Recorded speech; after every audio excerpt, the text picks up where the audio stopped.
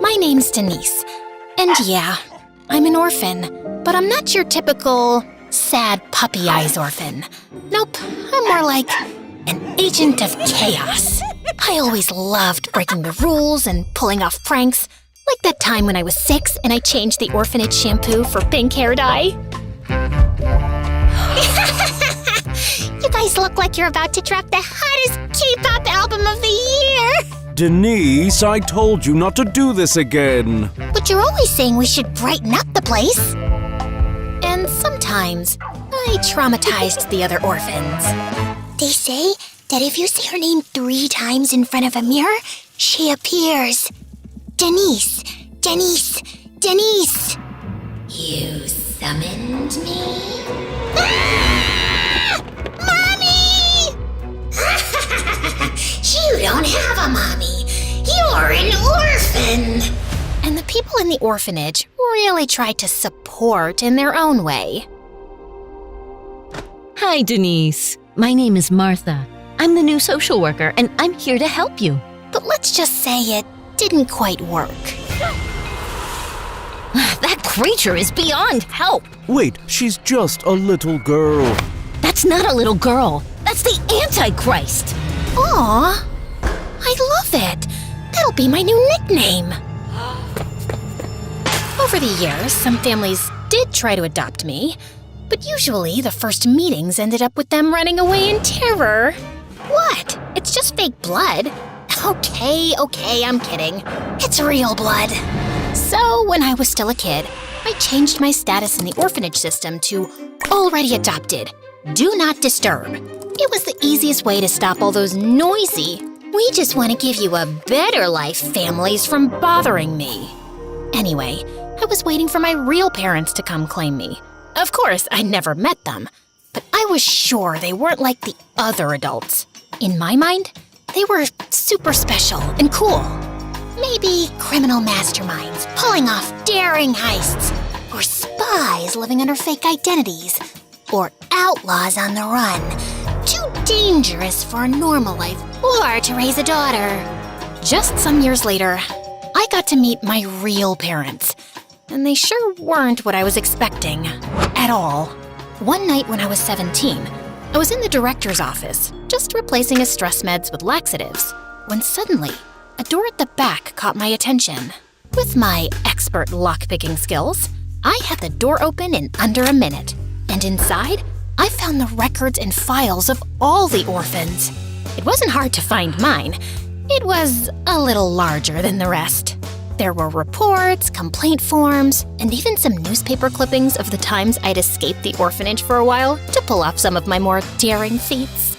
Oh my God! It's like someone made a scrapbook of all my greatest hits. Then, tucked between all the chaos, I saw it. An old page with 2 names under the heading Parents. My heart stopped. Carmen and Henry Blandon. Sure, their names didn't scream criminal masterminds, but they were there, and there was even an address. That same night, I stuffed my file into my backpack and ran away from the orphanage.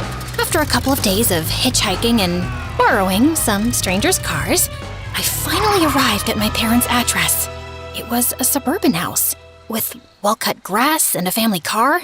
It wasn't what I was expecting, but I was ready to know the truth. I was about to approach the door when it suddenly opened, and I finally saw them. A woman in mom jeans who looked like she hadn't updated her haircut since the 90s, and a man who looked like he got excited about filing taxes.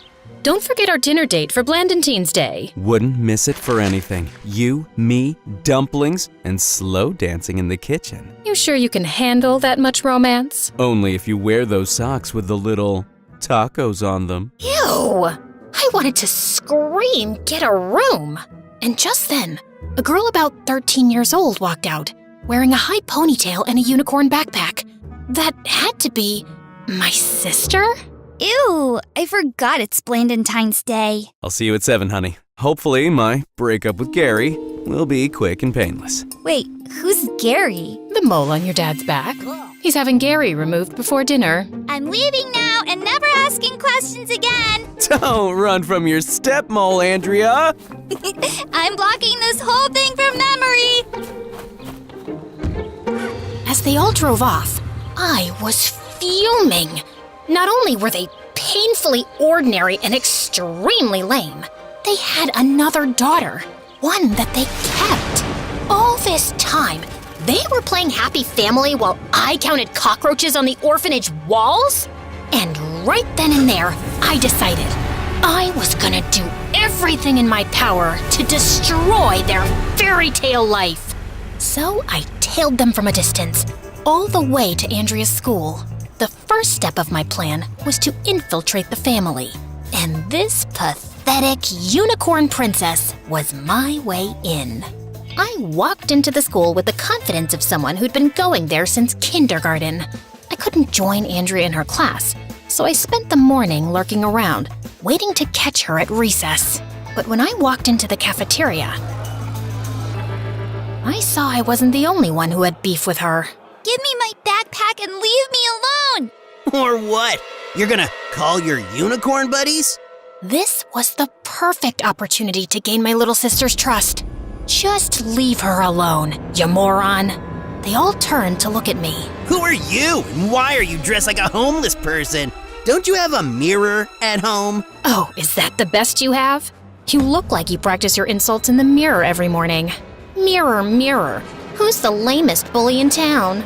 Spoiler alert, it's you.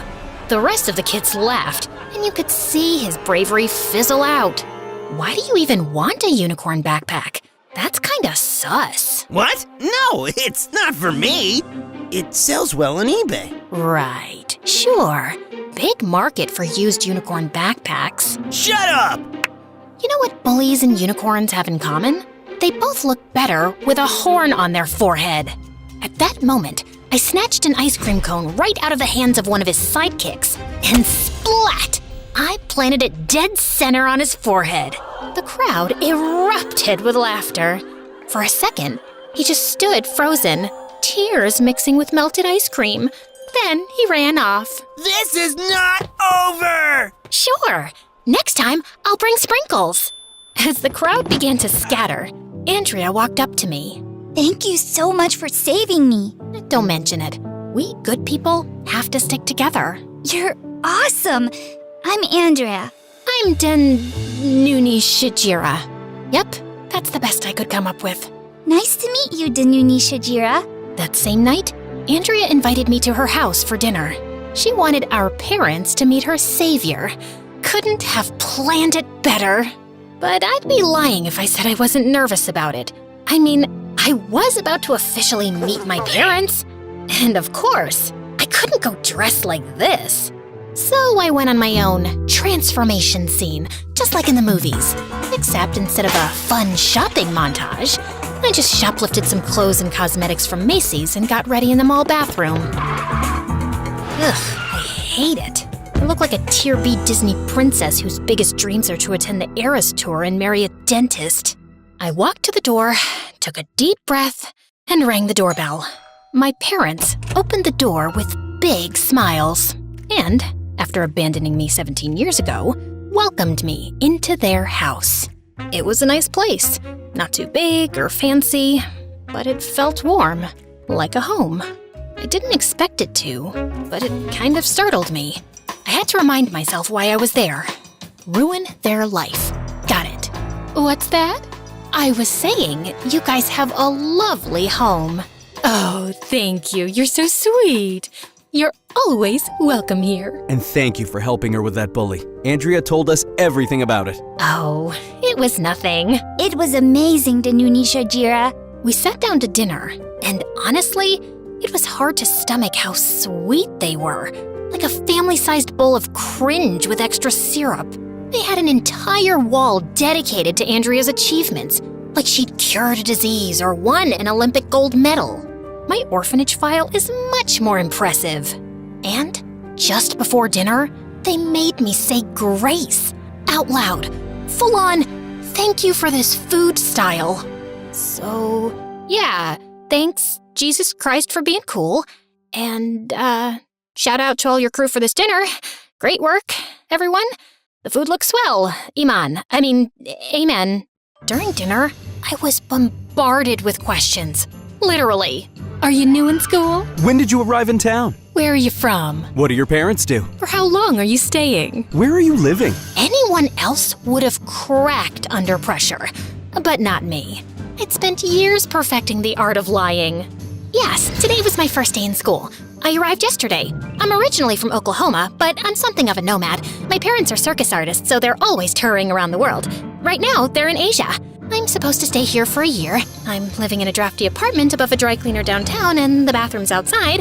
But hey, at least the hallway raccoon looks disease-free, and it's not a circus cage. Oh, honey. They felt so bad for me, they invited me to stay with them, just until my family came back. And Andrea was over the moon about it. Are you sure about this? I don't want to impose. We're not letting a nice, sweet kid like yourself live alone in some awful apartment. Stay here as long as you want.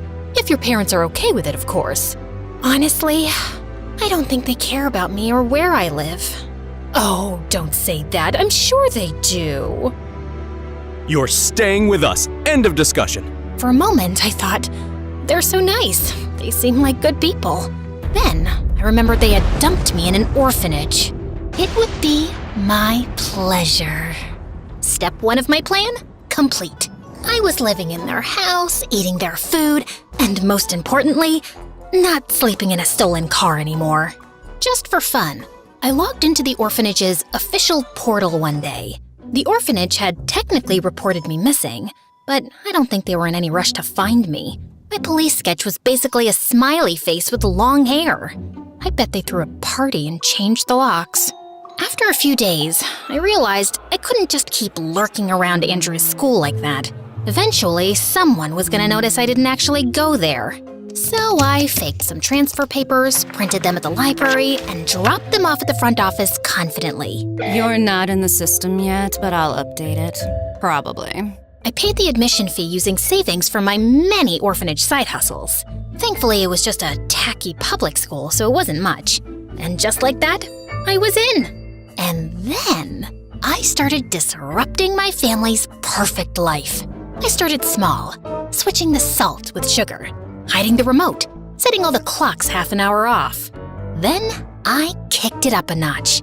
I accidentally left the back door open and lured the neighbor's goat into Mr. Blandon's study. It ate his entire stack of work documents and chewed up 2 USB sticks. But they always managed to spin it into something positive. This coffee's a little salty, but it's got personality, and I love it. Must be a new trend. This one's unreadable. But maybe that's the universe telling me to take a break. You have been working too hard lately. It's a sign. You're right, honey. Thank you, mysterious, wise goat of destiny. That goat ate your entire fiscal quarter. We've always said, when one USB doesn't work, another one will. Are they high on essential oils or what? I don't know if it was their sickening optimism or the fact that I just accidentally salted my cereal, but the urge to vomit kicked in hard. I was getting defeated by a family of wholesome weirdos. But then it clicked. Right there, I came up with a plan so diabolical that I gave myself the creeps. If I really wanted to get back at my parents, I had to do it through their greatest weakness. Their sweet, precious Andrea. I could corrupt her, turn their sweet little princess into a fire-breathing, chaos-spreading dragon. So I took my time to study her first. Andrea was everything I wasn't. She was a good student, sweet, polite, and had that weird habit of raising her hand before speaking, even at home. She probably recycled her homework and apologized to chairs when she bumped into them. Of course, being a nerd and a pushover doesn't exactly make you popular in school. Every day, she was bullied, but she tried to hide it from me. Yes, I accidentally dropped my personal diary in the toilet. Again. Silly me. Yeah, she even had a personal diary. What a loser. And she was obsessed with me. She kept following me around like I was some kind of superhero. She wanted to spend every second with me. Look, Danuni, I made a BFF bracelet for you. Oh, great. Too bad I'm allergic to bracelets. It was nauseating to have her clinging to me like a python, but it also made my plan easy. Almost too easy. Andrea admired me so much, it was like watching a kitten imprint on a raccoon. She ditched the glitter lip gloss and rainbow socks for oversized hoodies, dark eyeliner, and a permanent don't talk to me face. And then I started planting seeds, little thoughts here and there. You know, you don't have to smile all the time. It's okay to say no. Just because your parents love broccoli casserole doesn't mean you have to pretend it doesn't taste like wet socks. At first, she laughed it off, but then she started testing it out. I actually don't like your perfume. It gives me a headache. Oh, okay, sweetie. And when no one exploded or burst into tears, she kept going. Luckily, the rebellious teenage hormones were also kicking in right on time. She stopped over-apologizing, raised her voice when she didn't agree with something, and she even rolled her eyes. Words like please, thank you, and love you, mommy and daddy disappeared faster than the spare change they used to leave in the cookie jar. What? It's not stealing if it's in plain sight. And then she saw me skipping classes and never doing my homework. So she followed my example, and her grades tanked. Of course, eventually the Blandons started connecting the dots. Another D? Andrea, what's going on with you lately? Can we just not do this? It's so exhausting. You've been acting out ever since Danuni showed up. Oh, so it's her fault now? Right, because you two are perfect. We didn't say that. Just drop it. Leave her out of this. Even though Andrea defended me, it was only a matter of time before they discovered for a fact that I was the rotten seed. So, as Andrea became more like me, I became more like her. Yeah, me, the perfect daughter. Go ahead and laugh. Mr. Blandon, your baseball card collection is seriously impressive. And Mrs. Blandon, that pink sweater, absolutely stunning. Oh, you're just the sweetest. Just saying it like it is, Mrs. B. We can go to a baseball game sometime, if you want, of course. There's literally nothing I'd love more. Oh, Danuni, we owe you an apology. What for? We thought maybe your influence wasn't that great for Andrea. She's changed so much. Oh, well, it's just tough being a teenager. Exams, hormones, peer pressure, probably a boy named Jaden who plays the ukulele. It's a whole storm. But I don't want to cause you any distress. And maybe it would be better for everyone if I went back to my apartment. No, Danuni, it's not your fault. We were obviously wrong. You've been nothing but sweet and helpful to us. Please stay. My plan was working like a charm. But I knew that turning Andrea fully evil wasn't just about ditching glitter and grades. So, when the universe dropped the perfect opportunity into my lap during lunch, I knew it was showtime. A boy walked up to our table, tiny, wearing glasses and struggling to balance his food tray and stack of books. Move his chair. But he'll fall. Exactly. Andrea's conscience was clearly battling with her desire to impress me. The nerd took another wobbly step toward our table. Do it now, or he'll make it. And if he makes it, he sits. Andrea reached over and moved the chair. And the boy landed on the ground with a loud thud, food and books flying everywhere. Suddenly, everyone around started laughing. Except Andrea. She was looking horrified. But then... Didn't think you had it in you to bring down a nerd, Andrea. Respect. And just like that, a tiny, barely there smile cracked through her face. For once, people were not laughing at her, but because of her. She'd tasted chaos, and she liked it. Her villain story arc was complete. The rest was a walk in the park. Her grades kept sinking faster, detention became part of her daily routine, and our parents visited the principal's office so often they were on a first-name basis. Meanwhile, I kept right on being the worst influence ever. You're definitely old enough to get a skull tattoo. Totally. You should kidnap that girl's dog. Sure, it's only natural for you to scratch the principal's car with your key. He's so annoying. It was only a matter of time before Andrea got suspended. I'd never seen the Blandons so angry and disappointed. And so clueless. Andrea, all we want is for you to talk to us. We want to understand you, to be there for you. You want to help me? Then leave me alone! I hate you two! They didn't even have the strength to scream or scold her. They were utterly defeated. And I was so delightfully sweet, they never suspected I was the one behind all this. My parents' fairy tale life was crumbling, and it was time for the final flourish. They don't get you. They never will. Sooner or later, they'll give up and send you away to some boarding school with plaid skirts and discipline drills. A little harsh? Maybe, but it worked. They've always seen me as this perfect little doll. I've always followed the rules and done the right things, and it never got me anywhere. But you don't care what anyone thinks. You don't beg to be liked. I want to know what that feels like. I want to know what made you like this. Maybe if I lived like you did, I'll finally stop feeling so weak. You want to be me? Start by making better life choices. Like what? Liking and subscribing to MSA, obviously. Already did. Good. There's hope for you yet. Okay, I wasn't used to people trying to relate to me. I didn't know why she wanted to understand me so badly. But there was rebellion in her eyes, and I knew she was ready to deliver the final blow. Then, just do what I would do. Blow it up.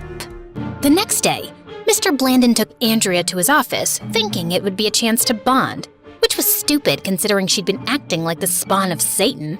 First, she sent everyone running out of the office by accidentally setting off the fire alarms. Then she found the office smart speaker controls and hijacked them during an all-hands meeting. Baby Shark blared over the system for half an hour before someone figured out how to shut it off. But later that day, Andrea wandered into the break room, and as luck would have it, she overheard the CEO in full meltdown mode on a call, yelling about cutting staff like fat from a steak. Naturally, she recorded the whole thing on her phone, snuck back to her dad's desk when he was in a meeting, and uploaded the video straight to the company's internal Slack channel. Needless to say, Mr. Blandon left work that day with a cardboard box and a security escort. That night, the Blandons sent Andrea to bed without dinner. As they sat in the living room silently, I spied on them from the staircase. What are we going to do now? That job was all that kept us afloat. We're gonna be okay. How? I don't know. I did it. I ruined the lives of my neglectful parents. But it didn't feel like a sweet victory. I really hate to say it, but I actually felt bad for them. Sure, they deserved it, but Andrea didn't. She was a victim, just like me. She just wanted a friend, and I took advantage of that. And suddenly, I felt horrible. Oh my god, I feel dizzy. I went upstairs to her room to talk to her, maybe even confess, but she wasn't there, or anywhere else in the house. Her things were gone, and her window was open. Andrea ran away. What? She's gone. Babe, check upstairs again. Danuni, you take this floor. I'll ask the neighbors. We searched the whole house. Every room, every closet, every dumb hiding spot. Nothing. No one saw her. Oh, baby, we can't lose her too! Two? They looked at each other for a moment and took a deep breath. Andrea is not an only child. We had another daughter before her. This is not the time to talk about that, honey. Wait, what happened to her? They froze, a heavy silence hanging between us. When we found out we were having her, we were so happy. But we were so young. we were still kids. Our families didn't take the news well. They didn't want us to keep her. Said we were throwing our lives away. We refused, so they kicked us out and cut us off. We had nothing. We were living in a broken-down trailer, and we didn't have money for diapers, food, or heating.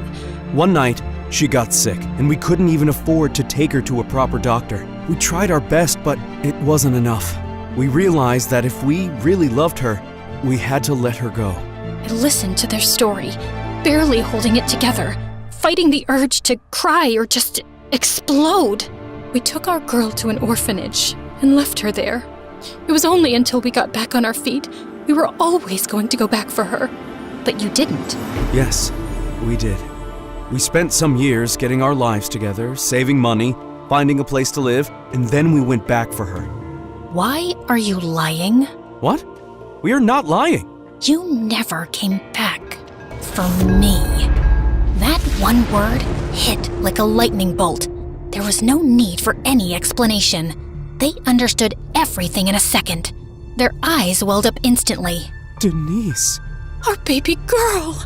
They tried to hug me, but I stopped them. No! Don't think for a moment that this is a heartwarming Instagram moment. You abandoned me and never came back. But we did, honey, we did. Stop lying. We are not lying. We went back for you, but the system said you were adopted. And something weird like, do not disturb. Whoopsie whoopsie. Well, that was my bad. But still, they just gave up? We thought you were adopted and we didn't want to ruin your new life. Do I look adopted to you?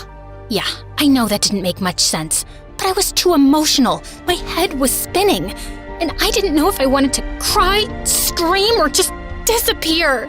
I just can't do this right now. Please, just let us explain. No, stop. You had 17 years to explain. Now it's too late. I need to think. Don't follow me. They tried to stop me, but I was out of there before they could. I was more than ready to go back to the orphanage. Clearly, the family life wasn't for me. But first of all, I needed to find Andrea. I checked the school, her favorite bookstore, the sad little park where we once dared a squirrel to steal someone's fries. Nothing. Come on, Andrea. Where would you even go? That's when I remembered her words. Maybe if I lived like you did, I'll finally stop feeling so weak. Wait, no way. She wouldn't. She couldn't have found out. But knowing Andrea and knowing how much she idolized me, maybe she could have. I grabbed the neighbor's scooter and headed to the orphanage at full speed. And sure enough, I found Andrea trying to check into the 2-star hotel for abandoned kids. Look, my moral compass is pretty busted, but even I know faking being an orphan is kinda messed up. Denise, what are you doing here? So you also know my real name? I thought our parents never told you of my existence. They didn't. And then she explained everything. Mom and Dad never told me anything about you. But when I was around 10, I found an old box in their closet. Inside, there were some baby clothes, a hospital bracelet, and a lot of pictures. I didn't understand at the time who this baby was or why she wasn't around, and I just never dared to ask. But then you showed up. Wait, you knew who I was right away? No, not at first. I mean, you did raise some suspicions. Like, you gave me an obviously fake name and were weirdly eager to meet my parents. But I didn't find out the truth until I stumbled on your orphanage file while cleaning up your room. And why didn't you say something to me? I was scared you'd leave if I did. I thought our parents would recognize you in an instant, but they didn't. I just went with the flow. So, you knew about my whole ruin their lives plan? Yep, I kind of figured that one out too. Why didn't you try to stop me? Because you had every right to be angry with them. After reading your file, I understood what my parents had done to you. You had to live all your life in a horrible place like this without knowing who your parents were or why they had abandoned you. Of course you acted out. And they never even told me I had a sister. They weren't even planning to. So, you didn't go all evil and chaotic because of me? Well, yes. I mean, at least partly. The truth is, I did want to impress you. You're bold, fearless, cool, the opposite of me. I started copying you at first because I wanted you to like me. But when I read the file, I just got so mad at our parents. They deserve all we did and more after what they did. They were struggling and desperate. What, are you going to justify their actions now? No, not exactly, but I think I get them better now. They were scared, overwhelmed, and they made a horrible decision. And so did I. I hurt someone who didn't deserve it, just because I was mad and scared, and I thought it would make me feel better. I wanted to destroy them, and I used you to do it. You were just this sweet, unicorn-loving nerd, and I turned you into, well, me. That's not sister stuff. That's villain stuff, and I'm really sorry. I ended up here because of their mistake, and now you're here because of my stupid revenge. I came here because even though I know it's not my fault, I can't help but feel guilty. I had this amazing childhood and you didn't. You were all alone. But I'm not alone anymore. I have no more plans, no more agenda. I just want to be your big sister, if you let me. Andrea didn't say anything. She just threw her arms around me and we hugged hard. And for the first time ever, I felt like I had a family. I didn't seem to care about the past anymore. We called our parents and they came to pick us up. There was a lot of crying, hugging, apologizing, more crying, and a very awkward group photo taken by a confused orphanage worker. Let's go home.